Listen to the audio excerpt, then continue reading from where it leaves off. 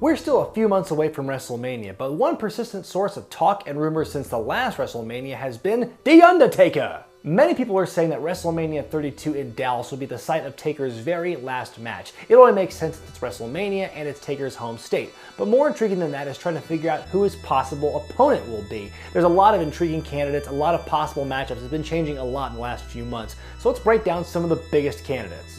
First off, let's talk about who I don't think will be fighting The Undertaker at WrestleMania. First off, let's talk about Brock Lesnar. I mean, these two have had a lot of good matches this year, but as WWE has said, Hell in a Cell was the end of that rivalry, so one would assume no Lesnar.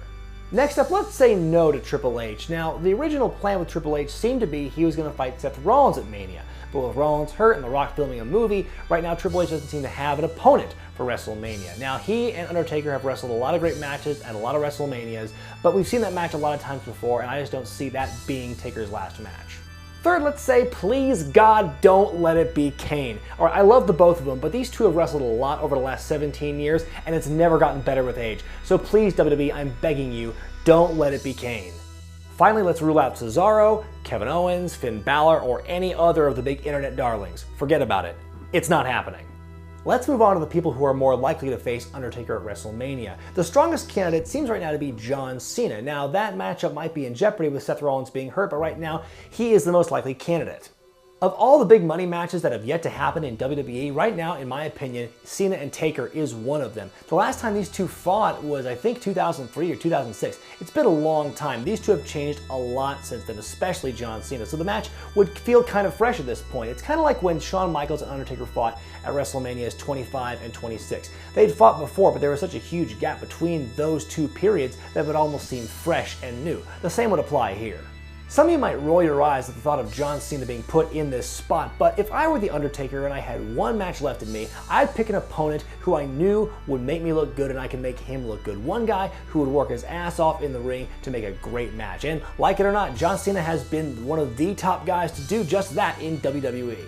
Bray Wyatt is another strong candidate in my opinion. Now hear me out. The fact that Wyatt didn't fight Undertaker by himself at Survivor Series leads me to believe that this feud is not over yet, and with a proper build and setup, another rematch could happen at the next WrestleMania. Now this match wouldn't be particularly good or interesting, it wouldn't be the best choice, but from a storyline perspective, this one makes the most sense.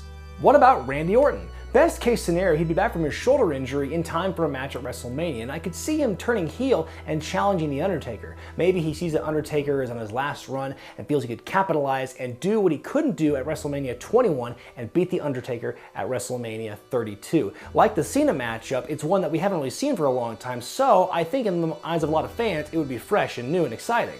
The last major candidate we can talk about is, say it with me everyone, Sting! It's the match that wrestling fans have fantasized about for what feels like a decade now, and each passing year it just comes off more desperate. I totally understand why people want this match. It's the conscience of WWE versus the icon of WCW. The two of those guys staring each other down in the middle of the ring, that visual at WrestleMania would be amazing. It would have been more amazing in like 98 or 2004, but still, this would be pretty cool. But the fact is, Vince McMahon is the one with the final say on these things. It's been reported in the past that Vince absolutely does not want Sting and The Undertaker to face each other at WrestleMania. But right now, I don't think he has a choice anymore. When Seth Rollins' knee exploded in Ireland, it threw off the entire trajectory of WWE and their long-term plans. The company has to create new, exciting matchups, try and do something, anything, to keep things fresh and keep fans interested as we head into the biggest show of the year. With the roster and the talent pool so thin right now, Vince might just have to swallow his pride and make this match happen. So who do you think will be across the ring from The Undertaker at WrestleMania 32? Let me know in the comment section below. Be sure to thumbs up this video, subscribe to Wrestling with Regret, and buy the t-shirts at ProWrestlingTees.com. I'm Brian Zane, and I'll see you next time.